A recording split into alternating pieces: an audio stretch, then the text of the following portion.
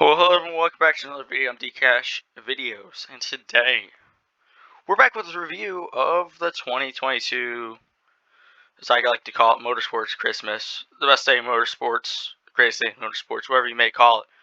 Formula 1 at Monaco, Indy at Indy, and NASCAR at Charlotte today.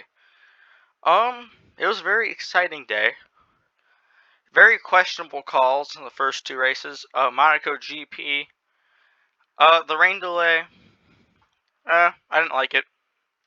I know, the other announcer, not Crofty, what's the other guy's name?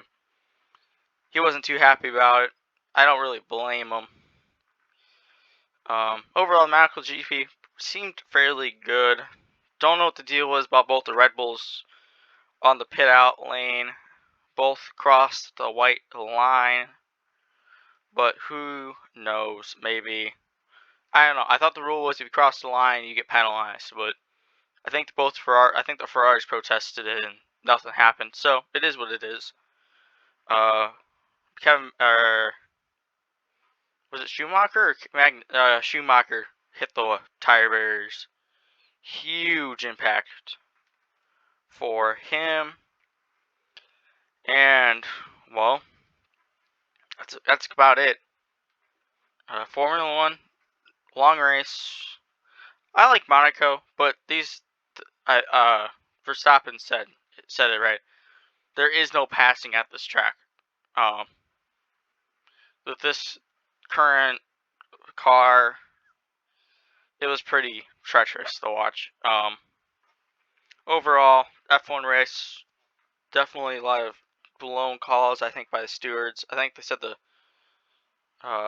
race director was like his second race directing a Formula 1 race, which is fine, but especially the start, I didn't quite know what he was doing. I think they should have started the race on time. They have the wet tires, let them run. It's not like Spa. We might have gone under red flag as it is. I don't know, but there's a difference between starting a race, even if you start behind the safety car, which they did, just so you get the race started at, well, what time I think it was supposed to start, 3:05. It's supposed to start in Monaco. I don't know what time. I know it was 8:05 in the morning for me, right? So you have to be able to run the race. They have wet tires. Start the race under the safety car because they still never got the 77 laps in. They ended up coming down to a timer at the end. So start the race under the safety car, then you might have a chance to get the 77 laps. And then, worst cases, you run 15 laps under the safety car, but that's 15 laps you still have ticked off your lap count. Then you still have a chance to run for 77. Anyways, Formula 1 don't have really much else to say. Ferrari blown pit strategy. Leclerc should have definitely been in contention for the win, but blown calls from Ferrari cost him very, very. I think he definitely would have at least been in contention for the win, if not gotten the win for Ferrari's strategy. But all I know, maybe Ferrari would have messed up that pit stop. Who knows? Formula 1, I say it was a 5 out of 10 race. It wasn't terrible, but definitely was not the best race in Formula 1 standards. Indianapolis 500. I think the race was a good race to start off with. I actually liked the Indy 500. It wasn't a caution fest. You know, you had your normal dose of Indianapolis cautions, but it wasn't like ridiculous. I know they had the first pit stop under green, and then they had pit strategy for Alex Palou go to the trash can when caution came out when he was on his in lap. I think he actually entered pit road when it was closed. He had to go all the way through. So disasters for him. Ended his race. Scott Dixon blew the last pit stop. Had the race. I think again could have definitely contended for the victory. Sped on pit road. He lost it there. Jimmy Johnson led a lap. As a NASCAR fan, like Jimmy, I like Jimmy Johnson. See him do good in IndyCar.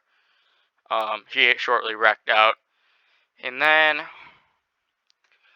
I still don't like this call. This is the second time in 3 years or 4 years now IndyCar has done this, where they basically put an artificial green-white checkered at Indianapolis. They red flag the race and let it have a 2-lap shootout.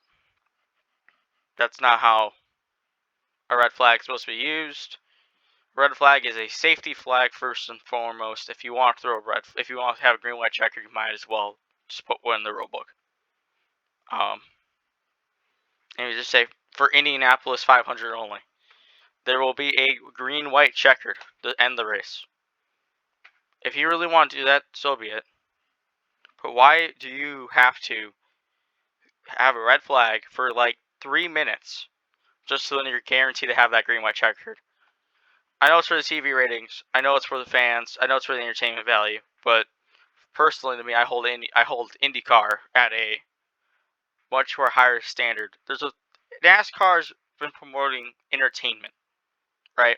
Look at the Fox broadcast. They're constantly. It's basically a comedy show at this point. I mean, Boyer and Mike Joy, and they're constantly laughing. I hold IndyCar to a much higher standard than that, personally. I think IndyCar has a lot more professionalism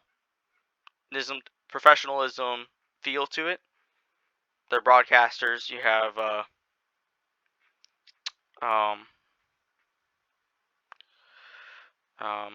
Townsend Bell in there. You have what's his name? Can't remember his name now. I'll remember it in like 3 minutes. Anyways, they're very professional with their broadcast. You had Earnhardt Jr., you had Danica Patrick, you had Hinchcliffe was in the booth too. They're very professional when they have broadcasts, right? They don't joke. They do some joke around, right? Especially in the pre-race show. But it's not like the whole race they're joking around and making jokes here and there. They are first and foremost broadcasting a race. I think that red flag undermined the whole Indianapolis broadcast. I thought it was a wonderfully put up broadcast. And I think the red flag completely undermined it. TV ratings sure went up. The blackout for Indianapolis. I don't live in Indianapolis, but I know the blackout was complained about. The best attended Indy 500 in like 20 years, and they had a local blackout. It was sold out, and they had a network blackout for local Indianapolis, which makes no sense to me. Yeah. I'm just trying to run through the races real fast. The Coke 600, very close to being the longest NASCAR race by time. The red flag, if they didn't have that red flag and it would have ran out, it would have been. It was a long race. Longest race by distance wise. They had 2 green white checkers to finish the race. The tires problems need to go away. That's all I have to say about that. Tire problems really have hurt the series, this new car. And they didn't seem stable. Constantly had someone overdrive the car a little bit, they stepped out. I mean, Indy cars do the same thing, but I'm comparing it to like my iRacing experience at this point. iRacing, these cars, it's just like driving an Indy car with a giant bathtub on top with full cement. That's basically what it feels like. You're on that little bit of an edge. And it looked like that in the Cup Series race. Obviously, I don't drive them in real life. I don't know what they do. I know they handle much differently in iRacing than they do in real life, at least a little bit differently. So there is that, especially at the beginning. They had 15 cautions in the first, or 11 cautions in the first 200 laps. Yeah. We ran a league race in iRacing. I did race control for 200 lap league race. It started halfway through the Coke 600, and we finished with 100 laps to go. It was pretty long. Good long green flag runs in the second half of the race. What else do I have to run to? Chris Buescher. I want to say James Buescher. That's his brother. Chris Buescher. Very unfortunate series of events with that. Got hit by Daniel Suarez. Broke the right front tire. And the tire just so happened ended up underneath the car and flipped and rolled it over. Looked like a Formula car when they have that happen. Chris Buescher was good to go. Some really hard hits in that race. I know Joey Logano at the end of the race, he got turned into the fence. That was in the last green light checkered. He definitely seemed like he was in some sort of pain. He was walking, but he can definitely tell he was in a lot of pain. Yeah, a lot of big hits, a lot of hard hits, tire problems, self spins, a lot of self spins. We had in the first stage alone, I believe it was, the first half of the race, they had 4 cautions in last year's Coke 600, which was 3 for stages and 1 for an incident. They had more than they bet that in the first like 50 laps alone in this race. It was quite embarrassing, actually, as someone who's in the motorsports. Going from, which I would say mediocre racing from the Gen 6. I would say, again, entertainment value. Was this race, if you're a first time viewer watching the Cup Series for the first time ever, maybe it's an Indy, maybe it's a, a significant other or someone who's really in the motorsports, or, a kid, first time watching the race, they would have loved it. I mean, let's be honest, if you're a first time viewer, who doesn't like to see cars, wreck out? Makes it more exciting. You get cars back close, punched back up together. It's fine, but man, a lot of hard hits.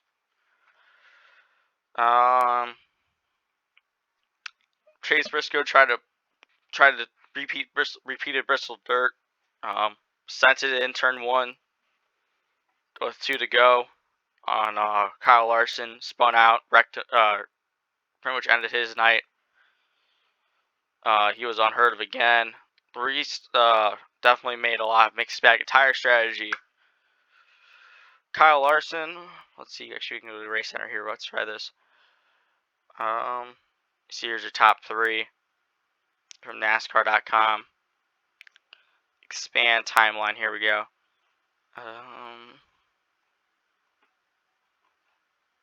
Yeah, Kyle Larson, Rasha St. Joe Logano, Ricky Stenhouse Jr. all took 2 tires. Everyone else on the lead lap took 4. Yeah.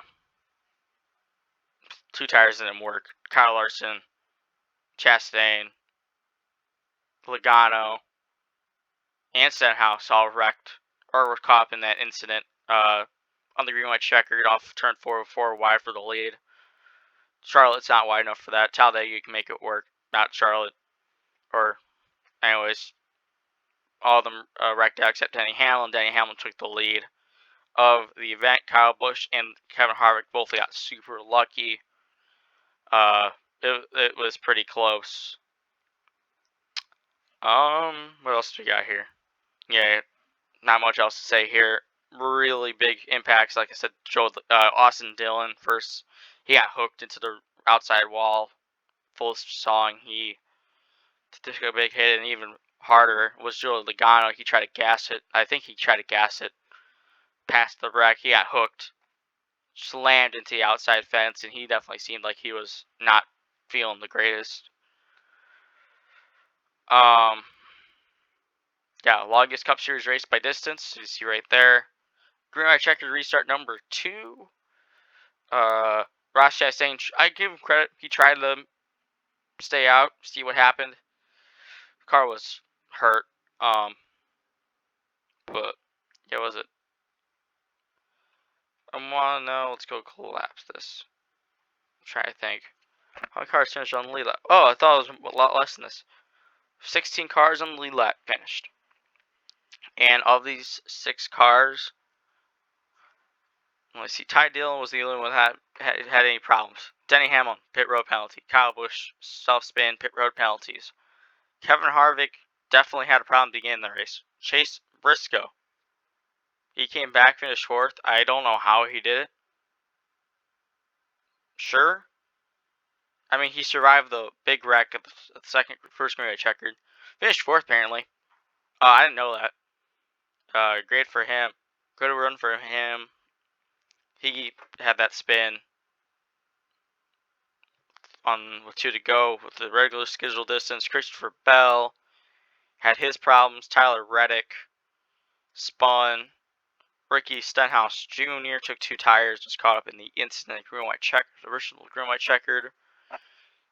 And private pit road penalty. Michael McDowell, I don't know what his problems were, but he probably had some problems. Kyle Larson, 3 pit road penalties in the first half of the race, spun twice. Car caught on fire. Came back and led a bunch of laps. Then he got in that last, and he got caught up in that last wreck. Alex Bowman probably had pit road penalties. Hurstenburn, same thing, probably pit road penalties. Martin Truex Jr. was caught up in that last incident. Ty Gillen, nothing. I know they said in the broadcast that he was the only one that not any problems. Eric Jones probably another pit road penalty. I think he was caught. He hit the wall a couple times. Ross Chastain had a great car. Led 153 laps. You can see right there. Got caught up in that last wreck. Finished 15th. Todd Gillen, I know he got caught up in a wreck.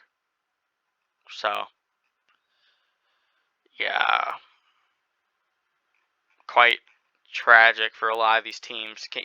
Kyle Busch had the initial lead and then got spun out from the lead with Daniel Suarez. Daniel Suarez had a fast car.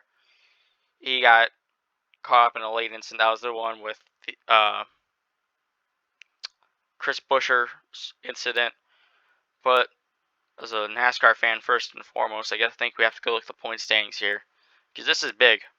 Kyle Busch, 58 points behind, did not take any stages. But with his finish alone, 35 points, both these cars did not finish the event. He should move up to